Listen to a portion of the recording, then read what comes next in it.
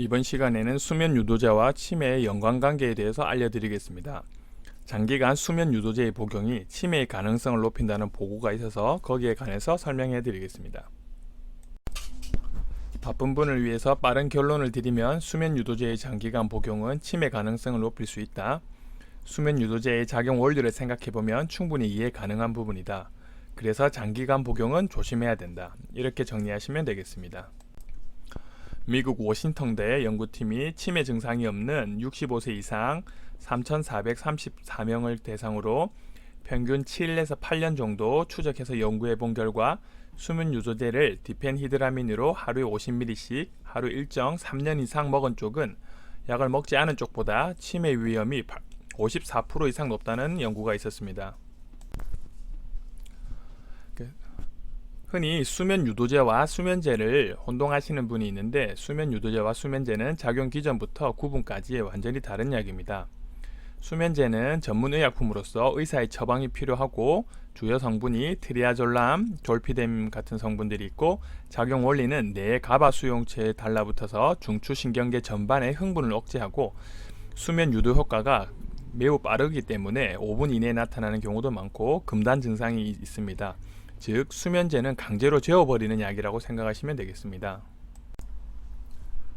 그에 비해서 수면 유도제는 일반 의약품으로서 약국에서 처방전 없이도 구매가 가능하고 디펜히드라민, 독시라민 같은 성분들이 있고, 작용 원리가 항히스타민제로서 뇌의 히스타민 수용체에 달라붙어서 뇌 각성을 억제하는 효과가 있습니다.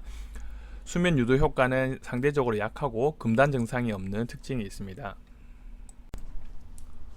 이 수면 유도제가 치매 가능성을 높일 수 있는 것은 바로 이 항히스타민이라는 물질 때문에 그렇습니다. 항히스타민제는 알레르기약으로 많이 씁니다. 콧물약, 피부 알레르기 등의 증상 완화제로 많이 쓰이고 있는데요. 이 항히스타민제의 부작용 중에 하나가 졸림이라서 그 졸림이라는 부작용을 이용해서 멀미약을 만들기도 하고 수면 유도제로 사용하기도 하는데요. 지금 약국에서 흔히 살 수 있는 수면 유도제 안에 바로 이 항히스타민제가 들어갑니다. 항히스타민제라는 말이 어려운데요. 항히스타민, 즉 히스타민이라는 물질의 작용을 억제하는 의미입니다. 히스타민이라는 물질이 너무 많이 만들어지면 알레르기가 생기기 쉽고 잠이 오지 않는 등등의 현상이 나타나는데요. 히스타민은 알레르기를 유발하기도 하지만 우리 몸에 신경을 전달해주는 물질 중에 하나입니다. 절대 나쁜 물질이 아닙니다. 즉 우리 몸이 정상적으로 작동하는데 꼭 필요한 소중한 물질인데요. 정확하게 밝혀진 건 아니지만 작용 원리를 고려해보면 그런 히스타민을 계속 억제하다 보니 신경 전달에 문제가 생겨서 신경 전달 물질 중에 하나인 아세틸콜린의 작용을 억제해서 치매 발생 위험을 더 높이는 것은 아닐까 하고 추측되어지고 있습니다. 단 이번 연구는 65세 이상인 점, 그리고 3년 이상 하루에 한 알씩 수면 유도제를 꾸준히 먹었다는 점에서 그나마 다행인데요.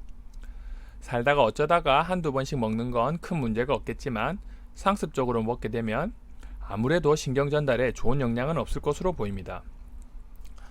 그래서 오래 드시거나 상습적으로 드시게 된다면 꼭 전문가와 상담을 통해서 드시는 걸 권해드리겠습니다. 이번 영상은 여기까지입니다.